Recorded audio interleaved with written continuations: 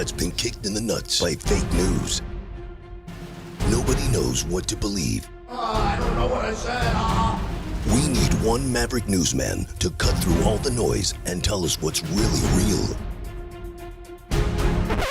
I'm not that guy. Hello, all you real ones out there. Welcome to Really Real with Richie Redding, aka three dickheads on the internet. Now that I have not just Bobby, but also my man Twiz on my screen holding it down, so I'm not going crazy talking to myself. Because let's face it, there's only about, I think we're up to a good 4 dozen of you motherfuckers listening, and boy, you don't have many friends. If you did, I'd be famous right now. But thank you guys. Thank you guys so much for tuning in. I think we've got a lot of fun shit to talk about today. Behind the scenes, I want to let you guys in on a fun little thing that happened while I was peeing and still listening to my Cracker Jack staff that we have here. Bobby was given to making small talk, and he asked Twiz how the weather was, or if he's enjoying this nice weather that we're having. And Bobby, you obviously don't understand that motherfucker is Nigerian in Nigeria. So, so what he said, he's like, "Oh, it's kind of cold and raining." You're like, "Oh, that's crazy." No. It's a completely different continent and hemisphere. So, I didn't realize we were working with that remote, Richie. I thought we had imported a Nigerian. Now, you think I can afford a Nigerian living in America, man? No.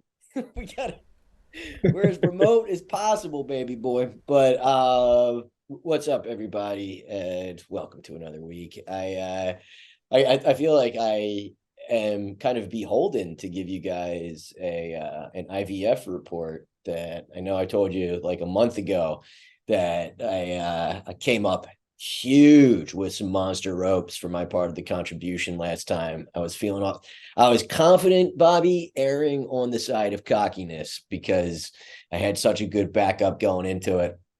Turns out nothing. It got bullshit. And the one time that it was such a pathetic performance that I couldn't even look the nurse in the eye. I just kind of gave her my jizz like that. That's the only one we've gotten an embryo out of this time. But paid $6,000 to jerk off in a doctor's office again this Sunday, and it was right in the middle. So I'm, by the law of averages, I'm feeling good about this. That I think the problem was that I was too backed up. You know, they're getting that 4-day-old. So yeah, you want that nice and fresh. Well, it has to be over 2 days. That's the thing. And I think last time I really went monk and gave him 4 days worth. So we got a 3-day average. We'll see. That's how long it took Jesus to come back. You know what I mean? 3 days to bounce back. But yeah, this time it was pretty hilarious that there was, and I say this with certainty, 3 of the ugliest couples I have ever seen were in the waiting room before us. It was just one after another. I mean, just it was 4s that just got together somehow to make babies. And part of me just want to be like, bro, you sure? Like, there's a reason some of us can't replicate, you know? But on the other hand, they were all 3 of them the most doting couples, because this is a theory I've had for a long time, is that nobody loves harder than ugly people. When 2 Uggs find each other, dude, that's the jackpot, right? I think it's a close. I think there's one other group that shows just extreme love when they pair up. Yep, and you cannot find them on Pornhub, as we have discovered. Yeah. Dude, there was an ugly couple that used to make out by like where my group therapy was, and like they were so ugly they bordered on you know, the unicorn. Yeah, well, they both kind of had that like Three Stooges haircut. They both had the mo, you know. But dude, they made out because they were just so psyched to find each other. Right? Yeah, you got to make out like you're never going to make out again. Dude, there's got to be something to be said for just finding a fuck ugly person that like I mean, you want some gratitude in your life, dude. Just get some. This is not a good. This isn't going anywhere good fast. But so a funny part of the thing was that I felt like I saw something I wasn't supposed to this time. That the so I give my contribution. That's what they always call it when I JO in the cup. And what so first of all, like you're dealing with embryologist, right? So it's like the person who checks me in and they like they give me the ground rules, even though it's like the fourth time of doing it and shit. That person is like an advanced doctor, and their job is handling cum and telling dudes like to how to jerk off, and if there's if you need to use lube, only use that lube, which indicates that some monster has showed up with their own like BYOL at some point. Like, oh no, I've got my lube. Oh. Yeah. I mean, you're a fucking weirdo if you're jerking off with lube for starters, but if you're showing up with a pocket full of lube, you have to be stopped. Yeah. But yeah, I mean, I feel like that's up there with proctology of like, how did you get into this? Like, dude, I just love looking at cum, man. It's my passion. But so I hand off the thing to her, and she walked away with it and into a room, and she had like closed the door behind her, but like the door didn't shut all the way, and it just kind of like on its own swung back.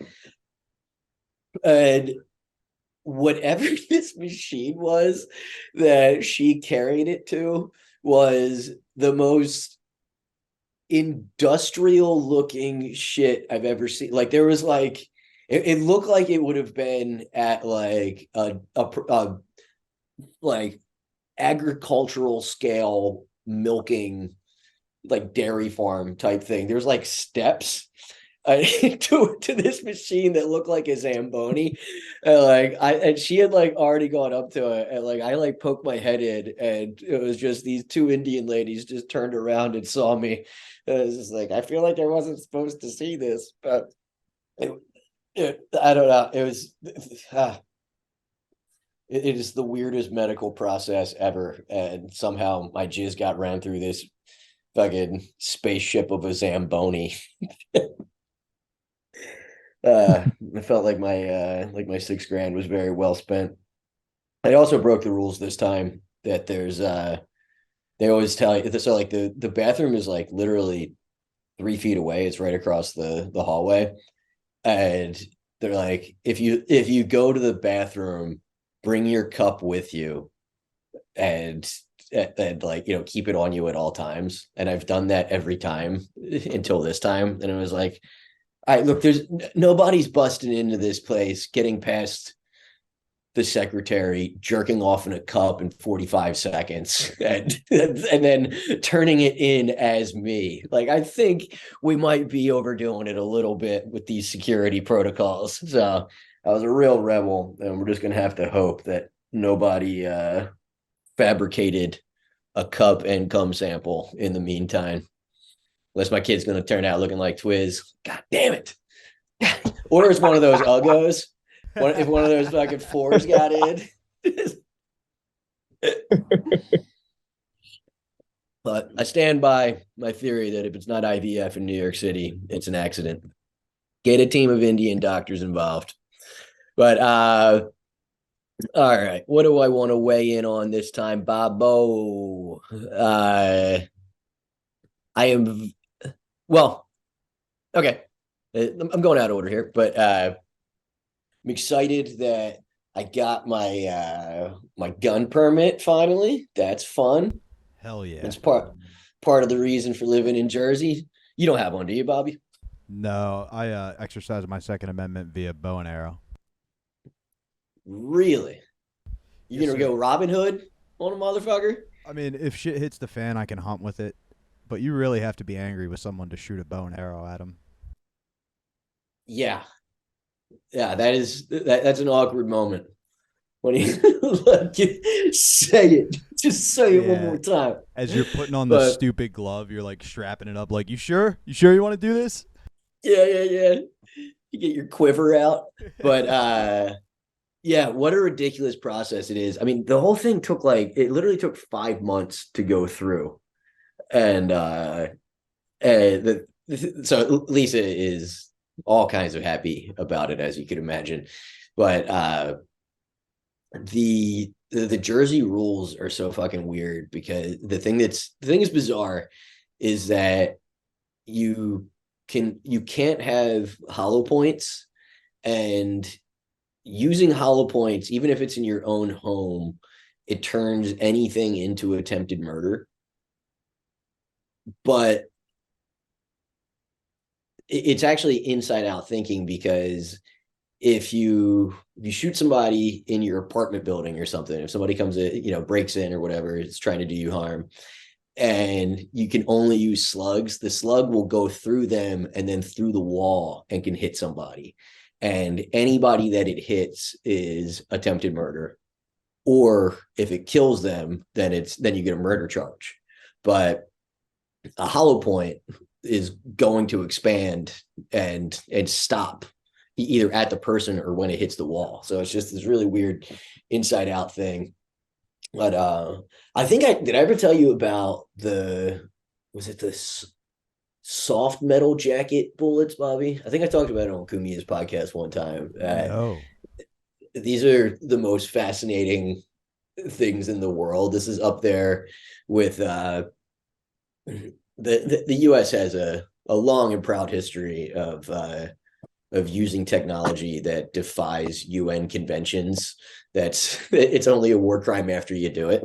And it was during the Iraq War. It was in this book. Was it Emerald Life?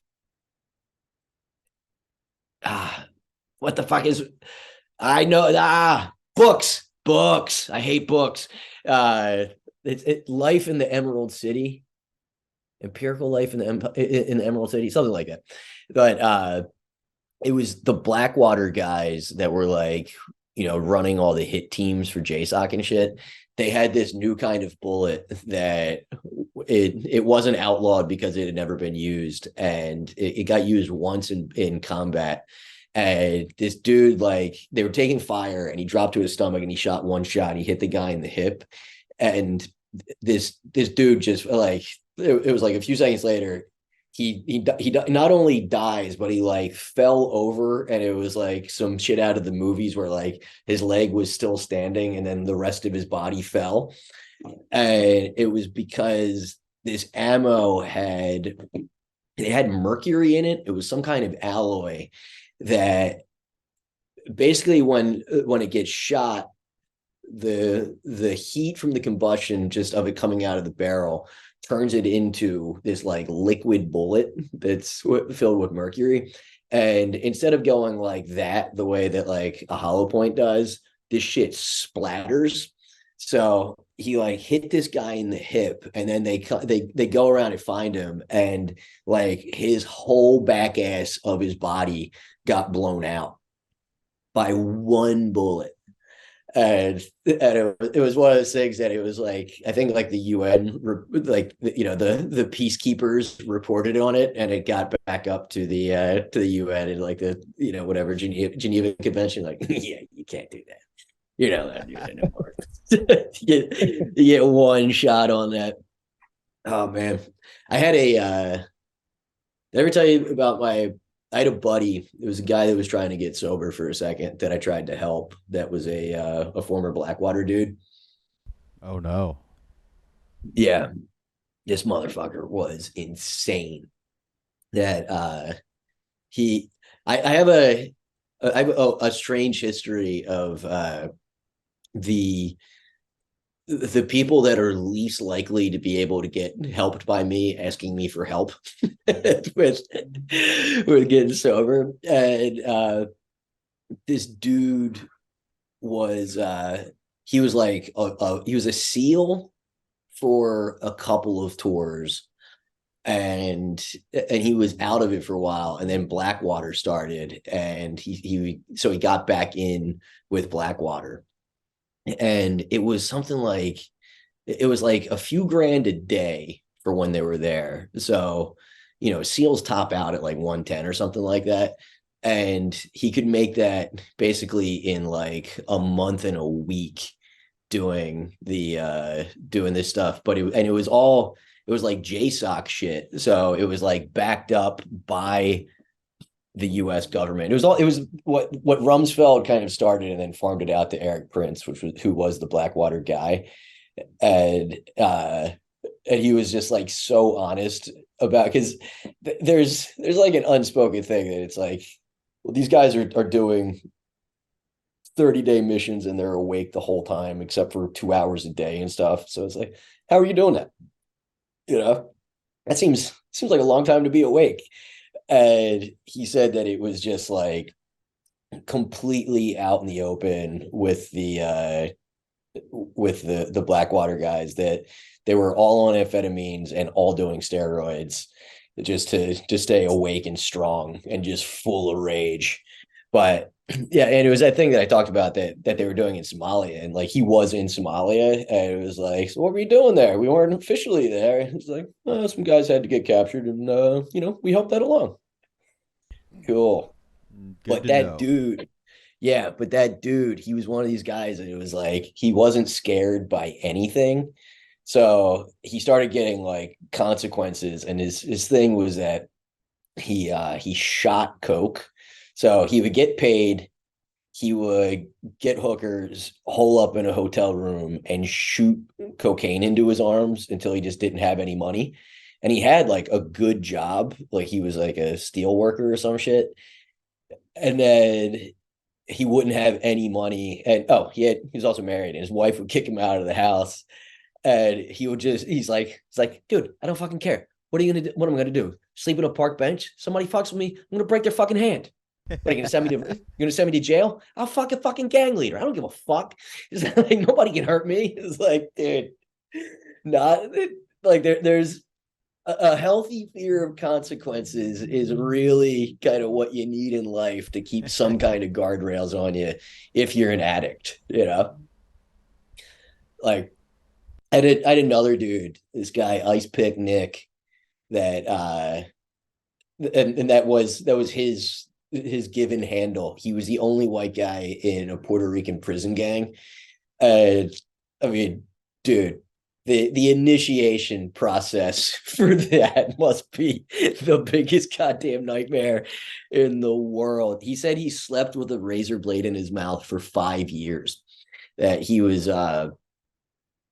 like 30 when I met him, and he had spent a combined like 12 or 13 years in jail since he was like 15. And they let him out because he had cirrhosis and advanced liver cancer. And it was like a compassionate release type thing. And he told people why. And my mom's like, total prayer warrior. And he asked people, he was like, I'm going to die, and if anybody is the praying type, I would love for you to pray for me. And I go home and I tell my parents about it, and my mom's like, I think I know his mom. And she says his last name. And my dad's like, if that's him, he's a fucking psycho. Stay away from him. So the next time I see him, I go up to him. I was like, yo, is your last name? And he fucking he's like ready. Like I saw this. I've never seen somebody just like completely change. It was like, my mom knows your mom, dude. It's like church thing.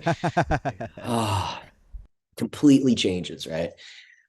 So I'm like, look, if and I realized that I never talked to the guy other than just doing this because he's such a scary looking motherfucker. Like his entire left side of his body was covered in like hand drawn tats, and then like none on the right. Right? Other than, and this was one of the crazier things about him, he got his last name tattooed with the first letter here, last letter there, like this in black and blue. He's like, black and blue. That's how I live my life. It's like, you are so scary. And so I tell this dude, I was like, hey, look, man, it doesn't seem like you're really talking to anybody, but if you feel like drinking, give me a call. And like 2 months later, I get a call from a number I don't recognize. And it's him. He's like, yo, is this Richie? Like, yeah. He's like, it's Nick. It's like, what's up, man? He's like, I got 2 beers sitting in front of me, and I feel like doing something real fucking violent right now. I was like, what do you want to do? he goes, I want to murder my kid, I want to murder my wife's father. I was like, okay. Do you have access to a car right now? He's like, yeah. I was like, do you know how you're gonna do it? Yeah. You said you have 2 beers. How many beers did you start out with? He goes, 30. It's like, ooh. And he goes, what do you think I should do? I was like, finish those fucking beers, dude. Like, what am I gonna do? So while he was on the phone, he's like, seriously? I was like, yeah, the last 2 out of a 30 pack, I can kill him. What do I care? Drops in an ocean. But this is the smartest thing I did. I was like, all right, look, like, give me your address and I'll be there tomorrow. But what I want you to do right now is get the car keys, go out the back, and throw those keys as hard as you fucking can. And don't go looking for them. So while he was on the phone, I'd hear him go out and fire the keys off into the woods. I was like, all right, finish those beers. We got any weed in the house? Finish that too. Fucking see you tomorrow. And I showed up and I saw the guy the next day. And looking a little rough, but he wound up getting he stayed sober for like a year, and it was because he was in this part of getting out was that he got into this experimental cancer treatment. And right around the same time that he gets a year, he goes back for a checkup on the cancer shit, gets scanned, and he's completely cancer free. Right? This treatment actually worked. And he celebrated by blowing a paycheck on crack and then stealing the copper piping out from the church that his parents went to. And now he's back in jail. Yeah. Oh, that is the story of Ice Pick Nick. What was crazy was Pavone, Alex Pavone. I told him that story on my way down to a show around there, and we were at the Wawa, and I see this dude who's like just covered in dirt, but I see the forearms in black and blue, and I'm like 6 feet away behind him. I go, Ice Pick, and he's on his way out the door. I swear to you, this dude turned around like this, like dude, the most fucking instant reflex you've ever seen, just ready to throw. And he sees me, he's like, I was like, and it was like, in the middle of Wawa, it was like, when'd you get out? He's like, man, he's like, it's one of those things that, like, if you're in jail enough, they just don't want to keep you in jail, It's that in itself is sort of a superpower to be like. It's the same thing as with the with that dude Ronnie, that it's like once they know it's not a punishment and you're just going to thrive there, that it's like they don't really want to pay to house you there. It's like, how can we get you the fuck out of here at this point? Man, guys, whatever list I had, we are way far off of that. The last thing was actually on the list was cum Zamboni. And insert 20 minutes of bullshit. It's the answer to your next question. What's that? A cum Zamboni. It's the answer to the next question on the notes. Yeah. Bobby made it funny there. Yeah, I wound up watching some of What is a Woman, that Matt Walsh documentary. And is there a bigger chud on the right than Matt Walsh? Like, you know, like I get it that it's like, yes, of course you're right, and yes, it's funny and it's stupid and it's clown world that nobody on the left can answer what is a woman. But also that dude's obsession with trans shit just goes so far. I mean, he's absolutely watching trans porn. Like at some point, if this is your entire life, or is it going to turn out that he's like funded by some Christian billionaire or something, that like it just seems unimaginable that somebody gives this much of a fuck about trans issues, that it's his entire life. Like that guy has to be so goddamn exhausting to be around, right? Like imagine being his family, that it has to be nonstop trans this and trans that.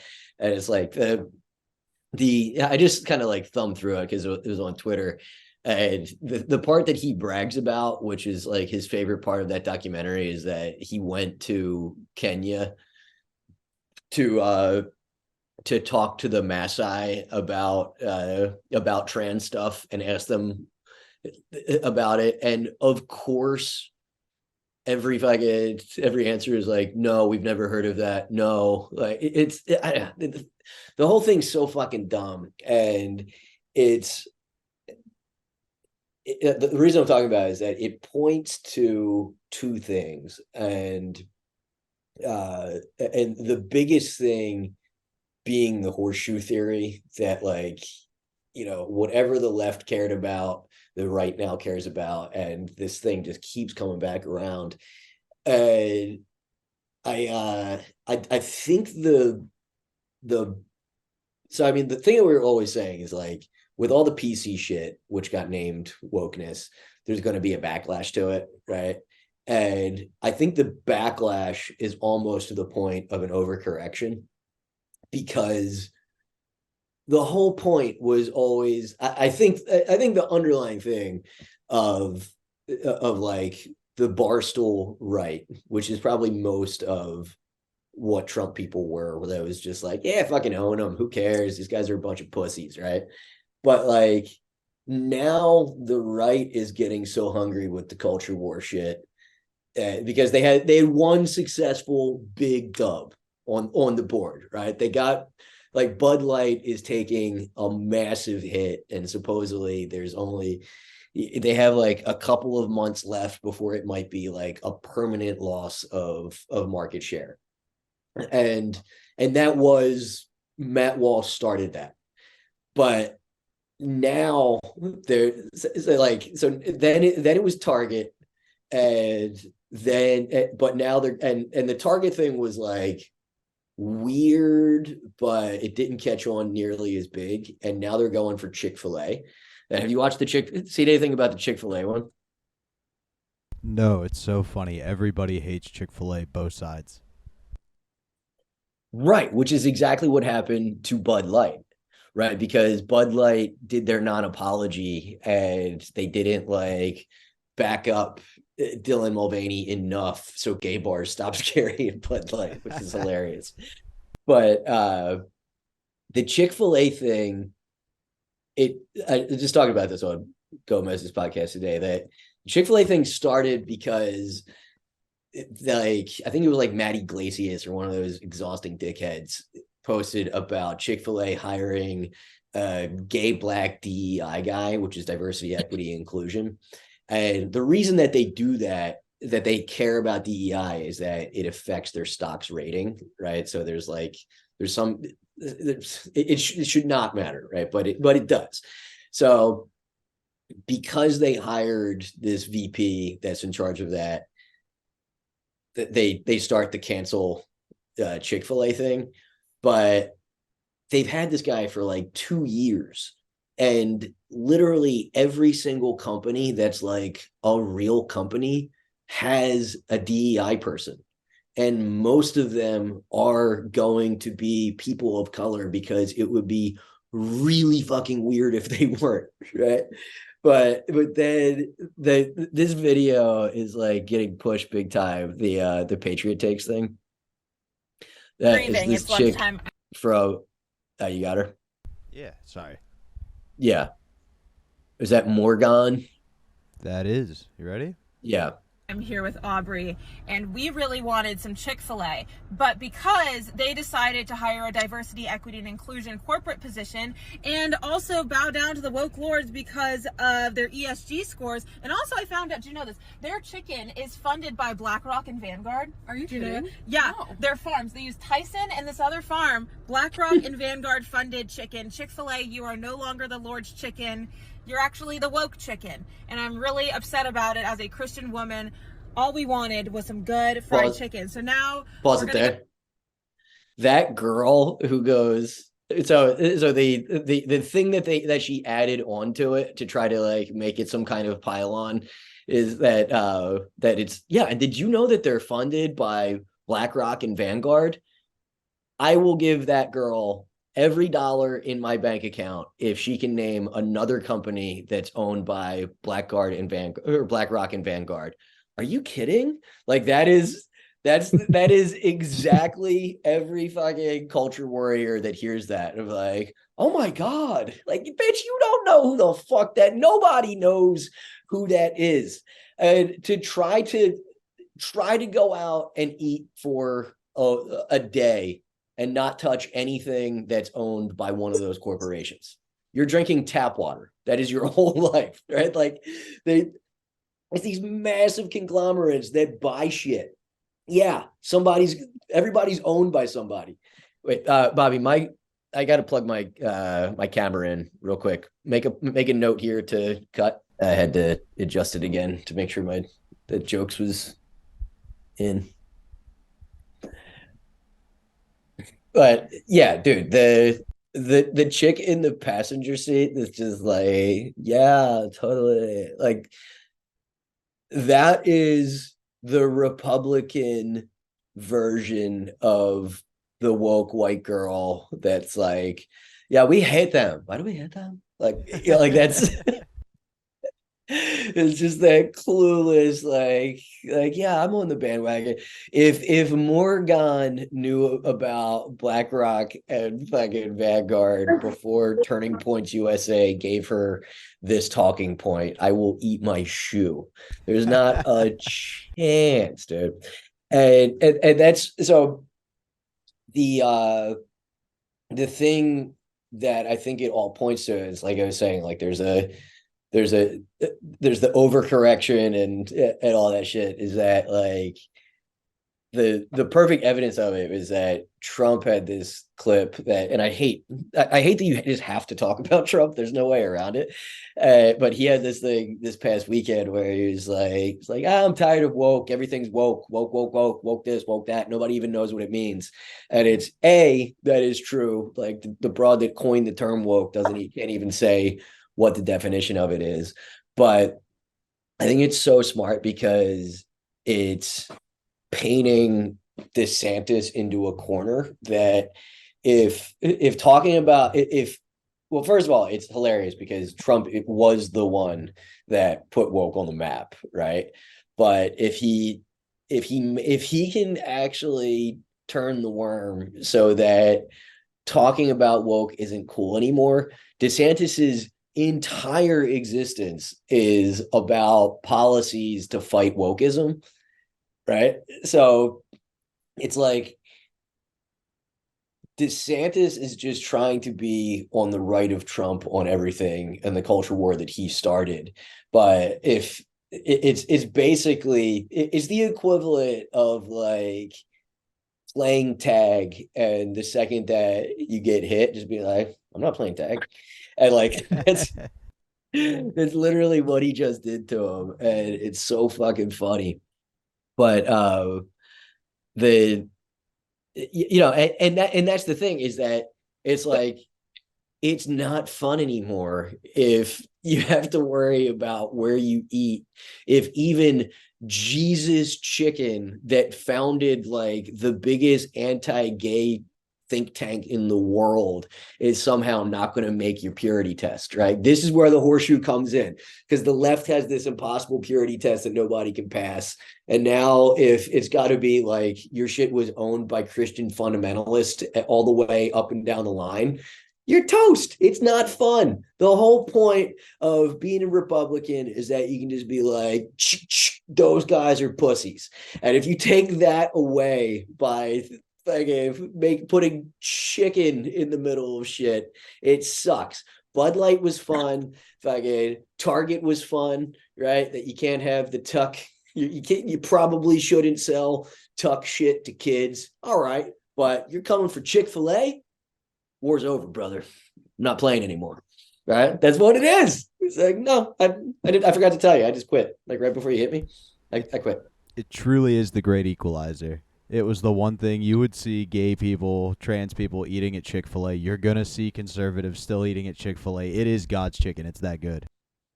Dude, I once saw a Republican and a Democrat just splitting a chicken sandwich, just Lady in the Tramp style.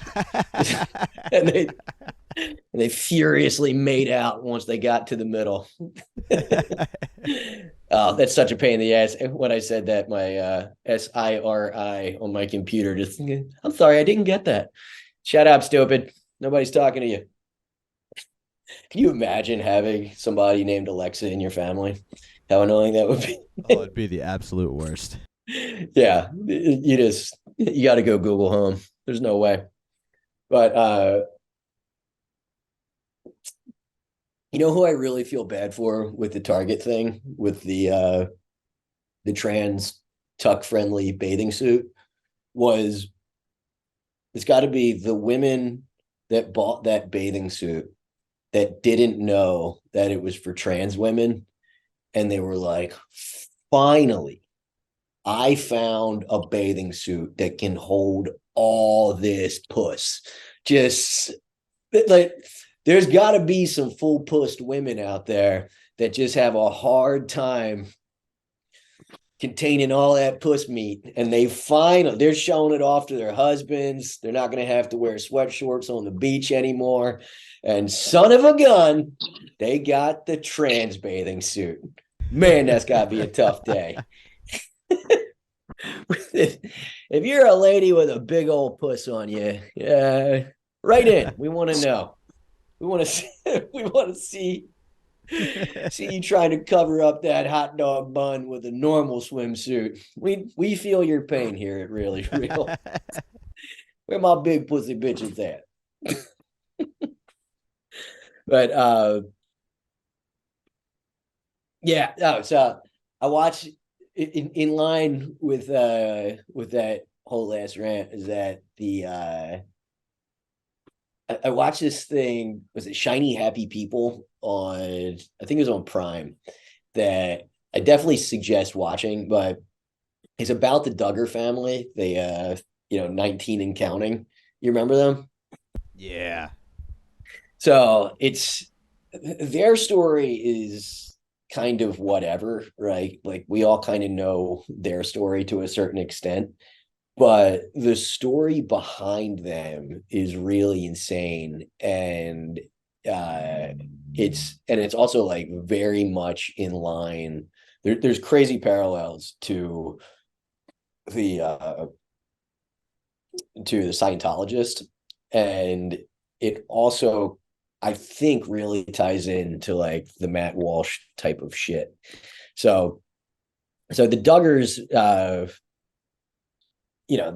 there was the TLC phenomenon, and they talk about Josh and like the problems with Josh and shit like that, like that they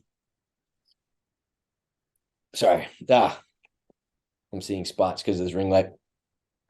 The show was a juggernaut almost immediately, and then like a couple years into it, well, I think it was like 5 years into it, was the problems with Josh started to like seep out, which was that there was allegations that he had touched he had made unwanted advances on some of the girls, and it was girls in the family, and it got like that wound up canceling the show because two of the girls came forward, but it turned out that they knew about it for years, and he had just gotten a strong talking to by the sheriff, and then sent off to like work at some camp to help like families build their houses.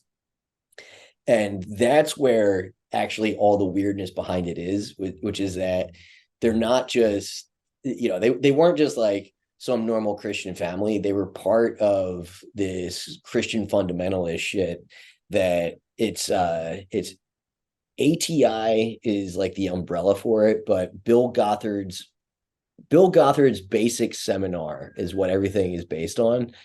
And it's this super weird fundamentalist thing that it's all based on homeschooling, but it's not just a cult by any measure. It basically makes like every household a cult, because it's based on this like super strict, well, also interpretation of the Bible that is called the umbrella theory, that it's God, prophets, husband, wife, kids. So every husband it's the same with like Mormonism, is that like, so you basically just become a prophet. So every husband has carte blanche to do whatever he sees fit with his whole family. And the wife is like, has to be as demure as possible.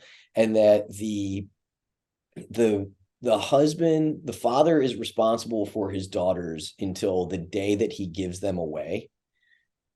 And so like, that's one of the weirdest parts of the show that didn't get like nearly enough attention, was that the girls all save their first kiss for marriage. So like they've got this whole culture set up around, it's not dating, it's courting, and like you can only court like with the parents present, and the most physical that you can get is a side hug. But it's also like basically your dad picks out who you're going to lose your virginity to, which is just so fucking weird. But I gotta look at my notes on it for a second. That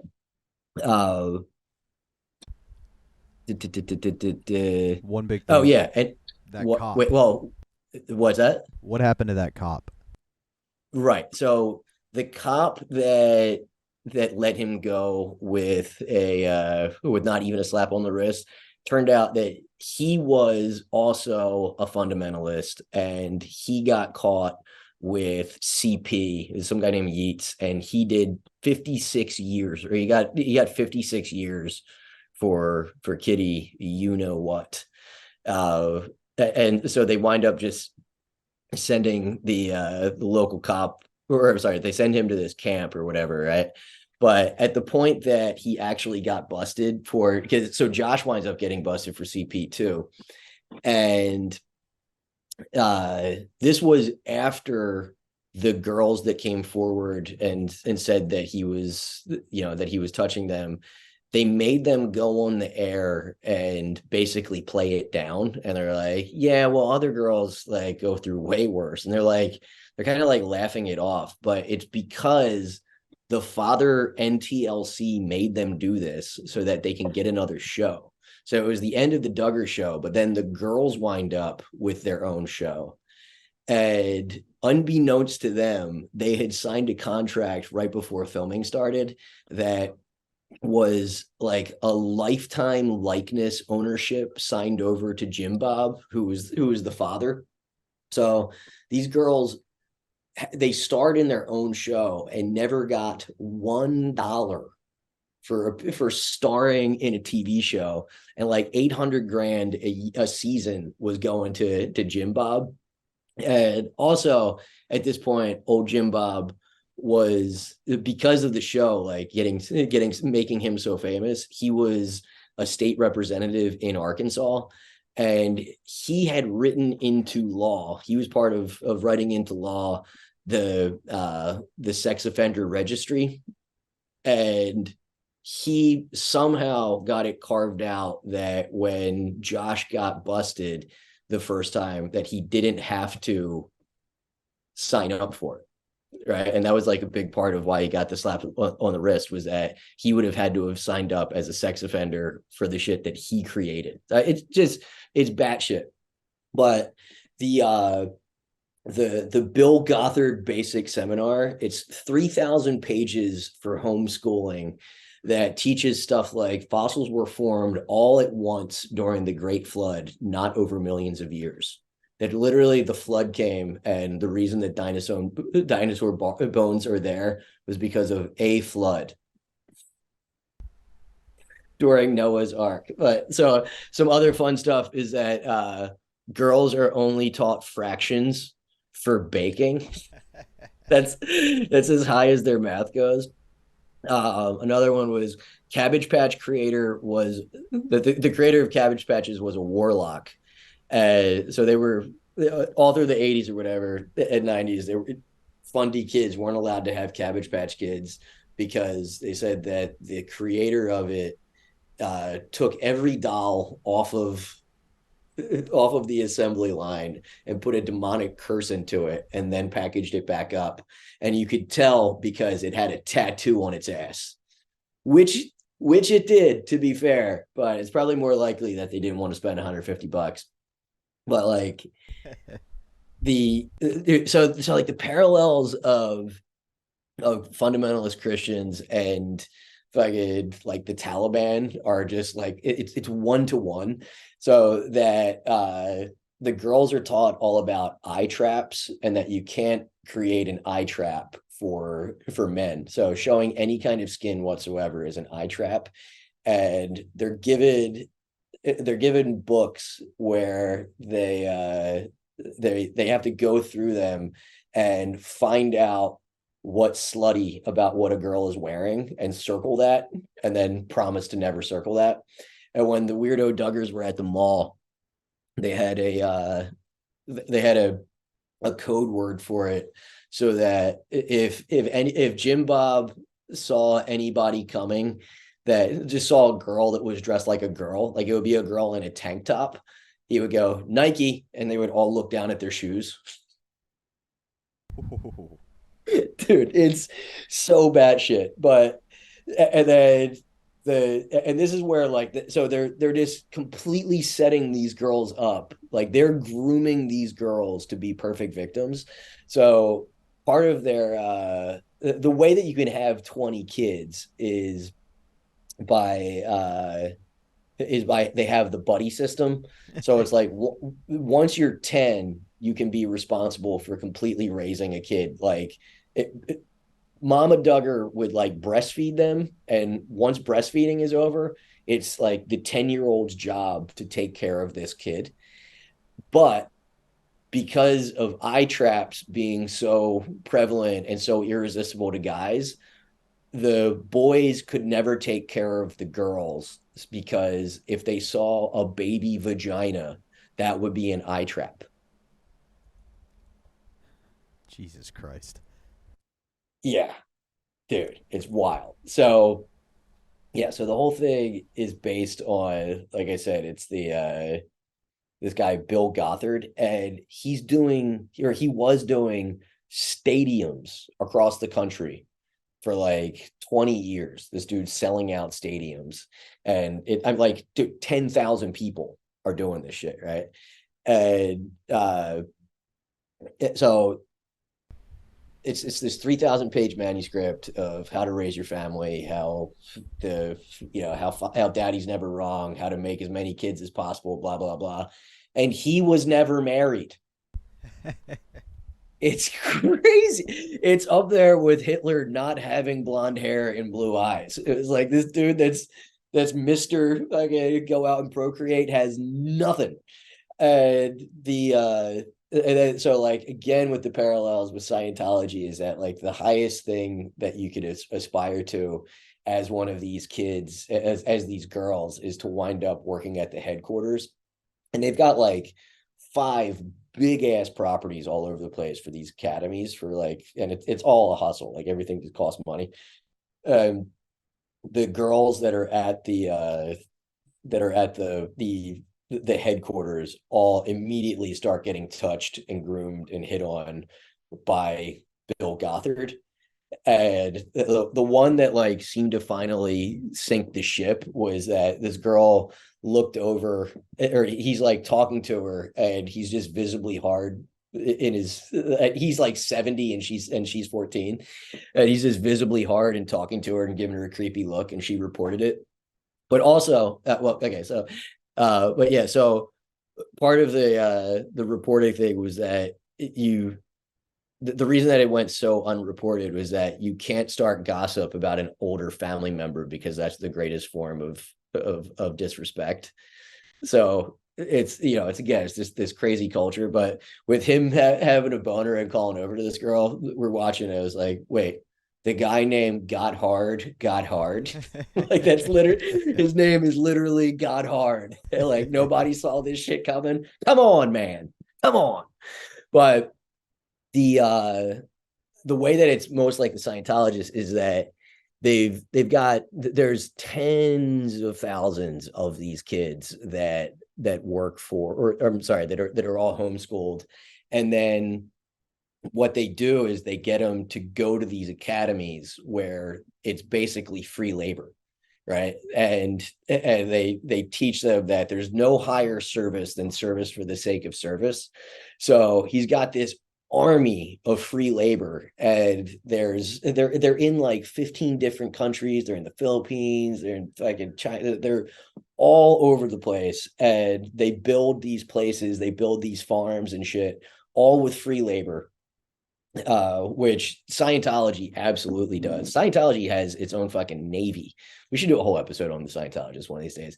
They have a navy that the ultimate thing to do for them is to get into the naval force, but it also acts as basically like a floating prison for people that act out of bounds. It's bad shit. But so the reason I'm talking about all this is that getting back to that. So getting physically, this is one of the things that Gothard built into this thing, is that getting physically assaulted meant that God is just increasing your spiritual power.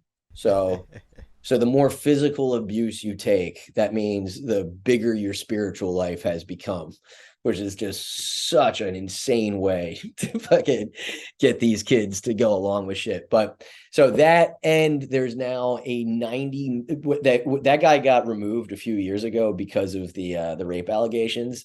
And it's a $90 million enterprise. And this dude, Jim Bob Duggar, is like in the top 3 in the running for taking over this whole church. And he's the most recognizable person in it. And he's basically the Tom Cruise of the fundamentalists, right?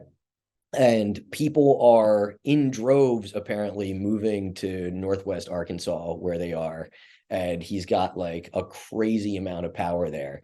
And this guy's such a scumbag that when Josh went on trial for the CP stuff, they called to as a witness the dad to talk about the the sexual assault allegations against him, and he couldn't recall a single detail of any of the sexual assault stuff of two of his daughters. He couldn't remember any of the allegations made by his daughters against his son that he protected. It's crazy, but this is where the payoff is. This is why I'm actually talking about this and how it ties into everything, is that the real game here is what they call the Joshua generation, right? So it's like they're now probably 3 generations deep on this homeschooling shit of this, ATI. It's a ton of different fucking acronyms for all these things, but it's all based on these Gothard teachings. And the real goal is to get their kids, these warriors for Christ, into the highest positions in the US government as possible to affect real change. And they're supposed to use any means and technology that they can to get the message out, like a TV show on TLC, right? Like that was the point of the show to them, other than the money, obviously, was to actually get out the message. And when they first agreed to do the show, they said they would do it, but you can't rule out that you can't disclose or discard their faith, and that their faith had to be a part of it every single time. So the Joshua generation has kids that are working. It's got lobbyists. It's got fucking. It's got, at one point there was a clerk working for, I want to say it was for one of the Supreme Court justices. I forget which one, but yeah, there's as high as the Supreme Court, and that absolute jackass Madison Cawthorn. Remember him? The youngest person ever elected to the Congress. He was actually considered a Joshua generation guy, which, if that is what these people are, bring them on. Keep bringing them on. We want more Madison Cawthorns. But dude, I mean, it's dead on exactly the same playbook as Scientologists have. That Scientology set out in the 80s to get people into high government positions, that there's FBI agents that are Scientologists that nobody knows about. Supposedly they have, at one point, at the point that the book was written about them, there was a Scientologist was within 3 people away from the head of state for all 8 of the top of the G8 countries. There was a Scientologist. That's why when there was Interpol raids, there was FBI raids, there was all this shit, and they were always a day late. All the time, always a fucking day late. And it was because they had these people tipping them off all the time. And yeah, and like, just to put a bow on it with the culture war stuff, is as irksome and as annoying as the left is with their shit, I feel like it's all just like whatever's in front of them this day, they're just frantically pawing at and shit, right? But like, there's a long game that is beyond what 99% of the right could ever imagine is actually happening, right? Like, I mean, a lot of people on the right, when with Roe versus Wade getting overturned, were like, oh wait, what? That actually happened? Well, like, dude, these people are trying to go Stone Age, bro. Like, they want to go. They literally, like, they're teaching classes on not just how to beat your kids, but how to beat your wife properly. Like, it's wild. I do need to take that class because this Jew broad just doesn't listen. She really doesn't. If she didn't make way more money than me, but, yeah. All right. I feel like that's enough summary of that documentary. This was did I get too much on my up on my soapbox here? No, I thought that was very informative. Twiz, you ready to move to America yet? Become a Christian fundamentalist? Yep. I just got LaCroix in my eye. All right. Well, This was a lot of fun. Thank you guys for tuning in. Smash that subscribe button. Fuck the like button. And fist your mom. Thank you so much for watching. Thank you for listening. I'm Richie Redding, and that's really real. In a world that's been kicked in the nuts by fake news, nobody knows what to believe. I don't know what I said. We need one maverick newsman to cut through all the noise and tell us what's really real. I'm not that guy.